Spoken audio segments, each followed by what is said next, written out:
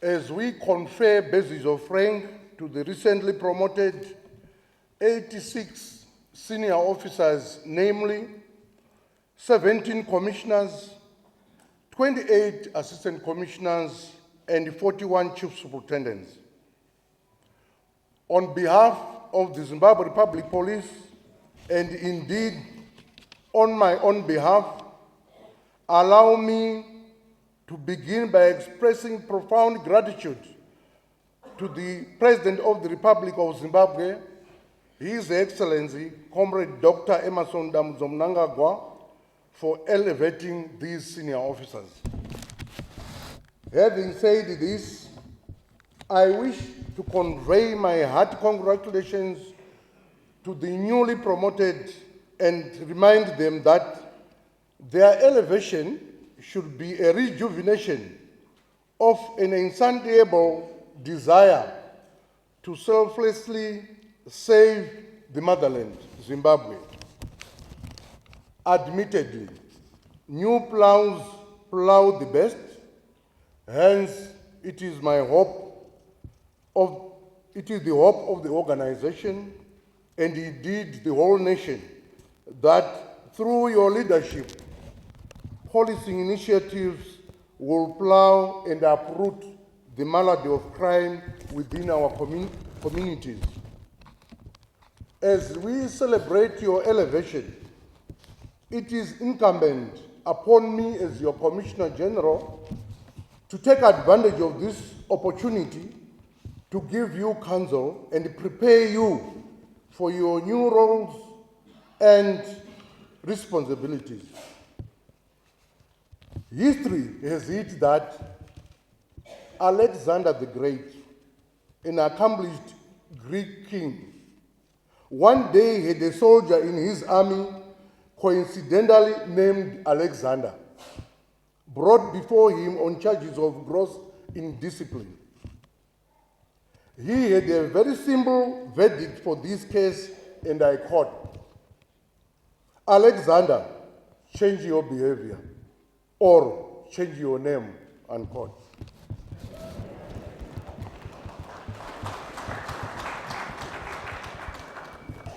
Ladies and gentlemen, hear me and hear me well. A senior officer in the Zimbabwe Republic Police is the epitome of excellency. Anything less means you are in the wrong profession. I am thus happy to note that your promotion is an acknowledgement of exemplary leadership, unquestionable patriotism, professionalism, discipline, and ethical conduct exhibited. Indeed, with much pride and honor, I say, today we are celebrating true patriots who love their country above all else. Well done. Continue traversing in the footprints of excellence.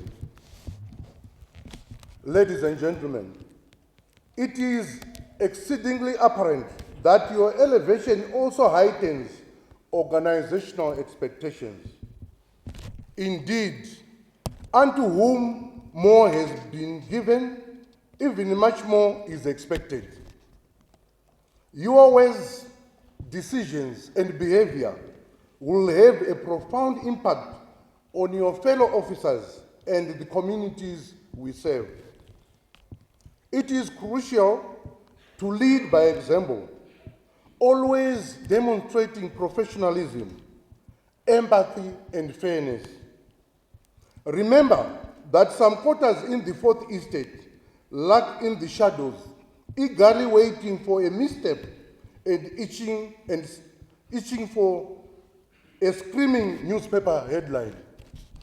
Therefore, treat others with respect, listen to their concerns, and foster an inclusive and supportive environment that encourages growth and development. The communities we police will continue to bestow respect and dignity on our men and women on the ground when we as an organization consciously choose to place priority on the welfare of the police officer under our jurisdiction. As strategic leaders, you have the power to shape the culture within our organization. It is our collective responsibility as senior officers to inspire the young men and women within the rank and file to serve with honor, to cherish this noble vocation, wear the uniform with pride, and to mold the next generation of career officers who will remain true to our organizational ideals. As you wear these luminary badges of rank today, ask yourself, and I quote, what policing legacy will I carve in the chronicles of the Zimbabwe Republic police history? Unquote. I enjoin you, therefore, not to only work with me, but for us to dream together. The parameters and scope of this dream are reflected in our strategic plan, Horizon 2025. Your efforts must dovetail and feed into this broad organizational vision. Strategic documents are useful in giving the much-needed direction towards the attainment and desired outcomes. As a matter of fact, since 1994, organizational efforts have been rallied around blueprints, which include these, among others, Focus 2000, Strategic Plan Vision 2008, and Strategic Plan Vision 2020. These documents clearly spelled out the vision, mission, and strategic focus for the organization during their lifespan. The onus is upon you to ensure these documents, among other police literature, are reviewed and speak to today's policing trajectory. Furthermore, the decision to assess your appreciation of the current strategic plan and national policies during the competence-based assessments leading to your promotion was deliberate and well thought out. However, a cognitive perception of key issues alone without implementation is futile. Your role, therefore, is to decipher and dissect the intent of the plan and ensuring that all police efforts remain guided accordingly. Let me reiterate that discipline remains the bedrock of an effective police organization.